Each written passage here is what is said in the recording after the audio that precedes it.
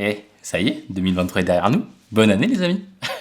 Comment ça me fait plaisir de vous retrouver aujourd'hui pour le premier jour de 2024, puisqu'il est grand temps de faire le bilan de cette année 2023 et donc d'attaquer cette année comme il se doit. Je vais pas vous mentir, j'étais parti au début avec l'idée de vous faire un bilan très détaillé de chacune des parties de ma vie, en vous parlant de chiffres, de CA, de statistiques sur YouTube, mais vu à quel point c'était chiant à mourir, j'ai décidé de vous faire le bilan de cette année en vous parlant de 5 leçons que 2023 m'aura apprises. On va parler de vie de créateur et vidéaste indépendant, mais aussi de vie tout court, aussi bien perso que pro, et de comment 2023 sonne comme un tremplin vers la vie idéale et épanouie que je rêve de vivre.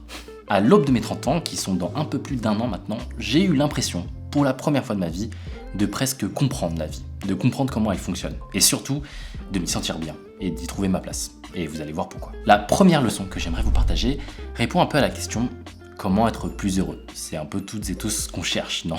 Et bien, vu l'hiver que je suis en train de vivre et vu la période vers juin-juillet que j'ai vécu également, je me dis de plus en plus que ça sert strictement à rien d'être 200% impliqué dans sa vie professionnelle, même quand on fait de notre passion notre métier, et notamment quand c'est le cas. J'ai eu un chic en 2023 à vouloir empiler tous les projets, qu'ils soient pro ou perso, que je suis arrivé à un moment où je voyais même plus le bout du tunnel. Et forcément, ça tabasse mentalement. Alors, j'ai rien contre l'idée de mettre parfois des coups de collier, et je suis le premier à dire que la vie d'entrepreneur, c'est, contrairement à ce qu'on pense, pas un marathon, mais plutôt du fractionné, donc une succession de sprints avec des périodes où on trottine et des périodes où on sprint. Mais parfois, il faut voir la gueule des sprints, quoi.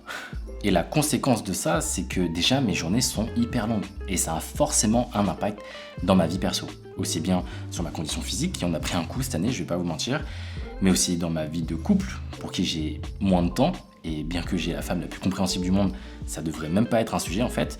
Et plus globalement, ça a un impact dans tous mes projets hors professionnel. Par exemple, ça fait des semaines que je suis censé mettre la tête dans un projet de podcast que je monte en duo avec mon pote Armand. Et c'est un projet 100% kiff qui vise juste à créer du bon contenu avec un pote. Mais parce que c'est du hobby, il passe derrière toutes les priorités, il passe tout à la fin en dernière priorité. Et j'arrive pas à avancer. Alors que je sais pertinemment que avancer sur ce projet me rendrait plus heureux. Vous voyez le cercle vicieux ? Donc la vibe avec laquelle je commence 2024, c'est de ralentir, certes, mais peut-être que le secret, c'est pas de travailler moins, mais peut-être de travailler mieux. C'est de faire en sorte que je sois à 80, 100% chaque semaine qui passe, et surtout d'éviter toutes ces nuits de montage, ces semaines où je suis à 200%, et toutes ces choses qui ont finalement un vrai impact sur l'année au global. Travailler mieux, c'est aussi être plus productif. Et on va en parler, je pense, de plus en plus sur cette chaîne. Mais c'est aussi et surtout revoir ses priorités en termes de contenu, pour le créateur de contenu que je suis. Et ça m'amène à la deuxième leçon. Je dis en tant que créateur de contenu, notamment sur YouTube, mais c'est évidemment un principe qui s'applique à toutes les choses dans la vie, c'est que rien ne bat la régularité. C'est typiquement le genre de principe, le genre de leçon qu'on sait toutes et tous, mais qu'on est très peu à appliquer.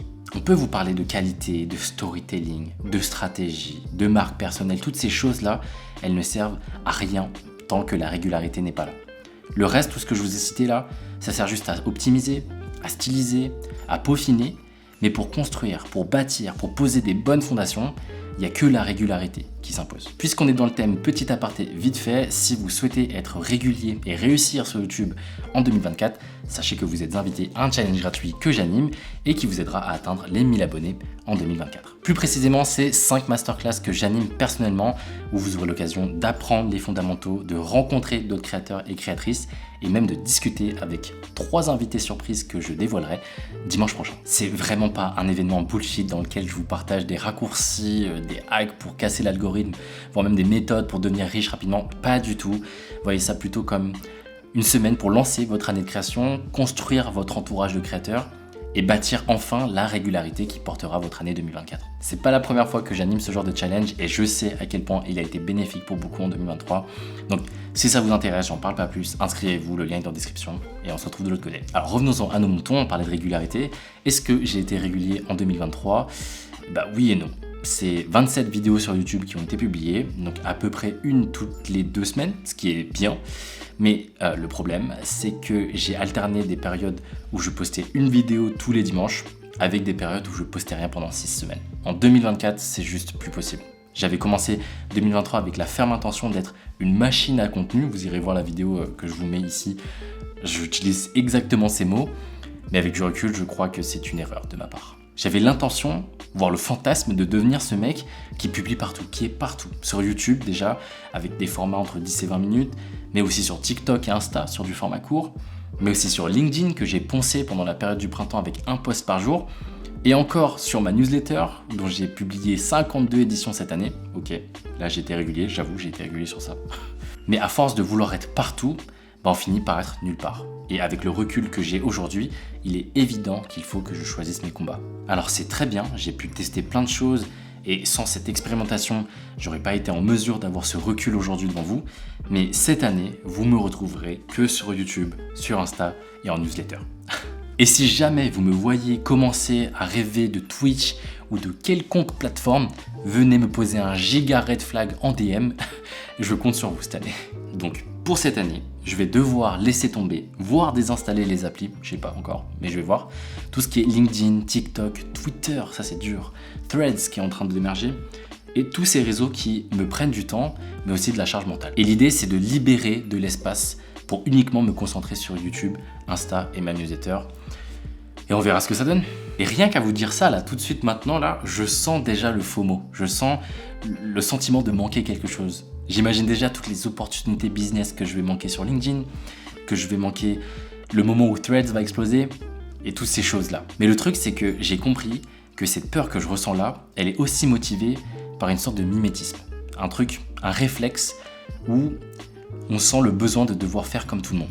Et ça m'amène à la troisième leçon de cette vidéo, c'est que on n'est pas obligé de faire comme tout le monde. Quand on voit son voisin faire des millions d'impressions sur LinkedIn ou sa voisine engranger des abonnés sur TikTok, évidemment qu'on aimerait être à sa place. Sauf qu'on n'a que le résultat, la façade. Et puis de toute façon, c'est leur place à eux et c'est très bien. Souvent, notre place, elle se trouve ailleurs. C'est comme tous ces créateurs qui lancent des formations, des écoles ou toute autre chose à côté de leur chaîne YouTube. Pendant longtemps, j'ai cru que c'était la voie royale de l'économie des créateurs et j'ai toujours trouvé ça cool personnellement, mais je savais pas si ça m'attirait parce que je voulais faire comme ces gens-là que je trouvais cool ou parce que ça nourrissait une flamme en moi de construire ce genre de projet. On le voit de plus en plus chez beaucoup d'infopreneurs, mais tous ces gens-là qui lancent des formations, qui se forcent à lancer des formations parce qu'ils sont motivés par autre chose, que ce soit l'argent, la fame, que sais-je, ça fait des études de marché, ça construit des business plans pour trouver une solution à un problème, tout ça pour créer du contenu en rapport avec cette thématique qui sonne faux, qui sonne pas authentique du tout, et tant pis si ce projet n'est pas aligné avec leur kiff personnel, ça peut marcher pour eux et c'est très bien. L'idée c'est même pas du tout de critiquer, c'est juste de dire que pour moi, mais ça ne résonne pas du tout, quoi. C'est vraiment pas ma vision des choses. Et si je vous en parle avec autant de précision et que je suis presque romantique avec ça, c'est que j'ai passé beaucoup de temps à analyser ce beau monde et je voulais surtout pas être mis dans la même case qu'eux, quoi. Et heureusement, cette année 2023, parce que l'idée c'est quand même de faire le bilan, cette année 2023 m'aura appris que ce genre de projet, bah ouais, ça m'épanouit de ouf en fait. La création du Follow Focus Club en est le parfait exemple et le lien que j'ai tissé avec une toute petite partie de ma communauté a été un des éléments les plus importants de mon bonheur en 2023, ouais, sans exagérer, hein, vraiment. Et forcément que je veux continuer dans cette direction. J'ai la conviction que ce genre de projets sont motivés par des valeurs humaines qui me sont chères et ouais, c'est comme si ça me donnait un feu vert pour y mettre mon énergie en 2024. Je vois plus la création de contenu comme un moyen de monétiser mon audience, c'est un terme qu'on m'a beaucoup rabâché, mais avec lequel j'ai jamais été très aligné, mais je le vois maintenant plus comme un moyen de porter ma vision, un truc qui me dépasse, un truc beaucoup plus grand. Et si ça vous intéresse, j'ai refait mon site internet et j'ai écrit tout un manifeste en rapport avec cette vision, donc si l'envie vous botte, vous irez voir. Ça veut donc dire que le Follow Focus Club va prendre une plus grande place dans mon agenda et aussi que d'autres projets payants, cette fois-ci, verront le jour dans les prochains mois pour que les personnes qui s'alignent avec ma vision et qui souhaitent aller plus loin dans leur création puissent pouvoir progresser et vivre de leur création avec éthique et alignement comme je le fais. En parlant de projets, cette année, j'ai pu faire pour la première fois des projets à plusieurs. Et sans rire, c'est ce qui m'épanouit le plus dans mon nouveau métier, vraiment. Ça a commencé avec le Brick Tour en avril, pour celles et ceux qui ont suivi, et qui m'a permis de réaliser mon premier documentaire. C'était un tour de France des créateurs organisé par Kylian Talin et Valentin Decker, durant lequel j'étais là avec ma caméra pour créer du contenu, tout simplement. J'ai rencontré Maël, Mathias, Steven, avec qui j'ai fait équipe, et rien qu'à d'y penser, j'en ai presque la larme à l'œil de nostalgie, tellement cette expérience était incroyable, c'était fou, c'était intense, et ouais, tellement épanouissant. Typiquement le genre de projet qui marque une vie, et ouais, ça me fait presque rire, c'est tellement drôle à me dire que ouais, c'est mon métier maintenant. Je suis payé pour vivre de tels moments. Et plus récemment, j'ai commencé un projet que j'ai appelé le Follow Focus Bootcamp, qui est un séjour en physique que j'organise autour de la création de contenu, et je le fais en collaboration avec Enzo et Léa, que j'ai rencontrés, tenez-vous bien, lors de la semaine de challenge en janvier 2023, qui sont devenus participants du challenge, puis admin du Discord, puis ensuite de véritables amis. Et là, on est en train de monter ce genre de projet. C'est complètement fou. Je vous réserve une vidéo dédiée à ce beau projet parce que les places sont limitées, les préventes arrivent que plus tard. Et je sais pas si ça se sent, mais c'est un truc qui me transporte en ce moment et je pourrais vous en parler pendant une demi-heure là. Mais si ça vous intéresse, je vous mets un lien en description pour que vous ayez les informations avant tout le monde, tout simplement. Ce que je retiens surtout, c'est que créer des projets à plusieurs, ouais, c'est vraiment ma came. Et surtout, je vois que des bons côtés à ça. Je suis le premier à vouloir profiter de ma solitude. J'aime être seul dans mon flow. J'aime écrire sur mon ordi sans que personne ne me dérange. Et ouais, j'aime créer seul, comme beaucoup, je pense. Mais quand on monte un projet à plusieurs, il y a un truc qui se passe qui nous dépasse. C'est plus une question de mettre ou de créer quelque chose à notre image. C'est plus une question de porter un truc à plusieurs, une vision, quoi. Il y a une vision à avoir, à porter, à partager, à communiquer, et on pourrait presque parler de culture en fait. Et même en termes de travail, il y a un truc, il y a une autre saveur quoi quand on travaille à plusieurs. On a fait un co-living avec Enzo et Léa pour bosser sur le bootcamp, et je peux vous dire que ça a été une des expériences de productivité les plus intenses de toute ma vie. Durant 6 jours, on a mis la tête dans le bootcamp, dans chacun des modules, dans chaque contenu, mais aussi dans la logistique, dans les ventes, dans la communication.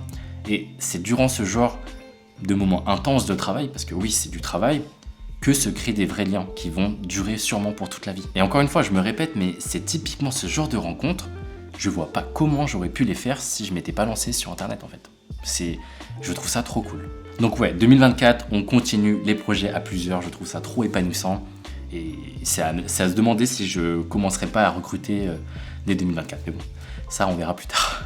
Dernière leçon, et c'est en lien avec tout ce que je vous ai raconté jusque là maintenant, c'est une leçon qui a été un peu game changer pour moi. C'est une leçon qui va vous aider à vous accomplir dans tous les aspects de votre vie et à vous accomplir au global. Parce que vraiment cette année, j'ai vraiment compris que tout provenait du relationnel. Et j'aimerais vraiment vous inviter à embrasser cette idée. Tout ce que vous faites au quotidien n'existe que parce qu'au fond de vous, vous ressentez le besoin d'être reconnu ou aimé par l'autre. Et ça marche aussi dans l'autre sens. Les gens ne vous suivront que s'ils se sentent vraiment écoutés, compris et aimés par vous. Et ça peut paraître flou comme ça, et je l'entends complètement, mais ça s'applique à bien des aspects de la vie. Professionnellement déjà, parce que j'avais commencé cette année 2023 avec l'idée que je devais me mettre à la prospection, mais 12 mois plus tard, force est de constater que j'ai toujours pas fait une prospection de ma vie, parce que j'en ai pas encore ressenti le besoin. Tous les contrats que je signe depuis que je me suis lancé se font par bouche à oreille, à travers les conversations que j'ai au hasard, à travers les vibes que je dégage, à travers mes contenus. Et côté création et construction d'audience, c'est exactement pareil. Et pour tout vous dire et pour être complètement transparent avec vous, il y a un moment dans l'année où ça m'attristait vraiment de voir que mes statistiques ne grimpaient pas aussi vite qu'avant. Je fais plus autant de vues qu'avant, et pour celles et ceux qui n'auraient pas suivi, en gros, j'ai pris 10 000 abonnés dans les 6 premiers mois de ma chaîne et 2000 dans les 12 qui ont suivi. Donc clairement, il y a un problème, mais au final, je crois qu'on s'en fiche. Je m'en fiche parce que la connexion, le relationnel que j'ai développé avec un tout petit bout de ma communauté a bien plus d'importance pour moi que le chiffre affiché sur le compteur d'abonnés. Je vous mettrai un lien en description vers un article en anglais sur la théorie des 1000 vrais fans. Et ouais, c'est vraiment quelque chose qui me porte de plus en plus. Je cherche de plus en plus à avoir des discussions personnelles et individuelles avec peu de personnes plutôt que de faire grossir mon audience à tout prix. Parce que c'est dans le relationnel et dans l'intimité presque que les belles choses se passent. Au final, tout ce que j'ai vécu en 2023 provient de ça. Et je réalisais même pas à quel point le relationnel, le vrai relationnel, était complètement inexistant dans mon ancienne vie d'ingénieur. Alors oui, je côtoyais mes collègues, je côtoyais ma direction, mais vu que tout le monde porte un masque dès lors qu'ils passent le pas de la porte du bureau et qu'ils l'enlèvent arrivé chez eux, ça compte pas vraiment. On ne sait pas qui sont nos collègues au travail. Et quand bien même on a l'illusion que c'est le cas, au fin fond de l'histoire, ça sert que des intérêts individuels. Bref, l'idée c'est pas du tout de cracher sur le salariat et au contraire, c'est de dire merci à l'entrepreneuriat parce que c'est vraiment un mode de vie dans lequel je me sens bien, dans lequel je m'épanouis, dans lequel j'embrasse de plus en plus cette liberté de façonner la vie que je souhaite vraiment, à mon image, avec les gens que j'aime. Et comme je vous disais en intro, j'ai vraiment l'impression que 2023 n'en était que le tremplin et que le meilleur reste à venir. Je vous souhaite donc la meilleure année 2024 possible, qu'elle vous permette de vous accomplir personnellement, de vous épanouir pleinement. Et si l'envie vous chante, on se retrouve chaque semaine sur cette chaîne. Comptez sur moi, normalement, chaque semaine j'y suis. En attendant, prenez soin de vous. Encore bonne année. C'était Nico.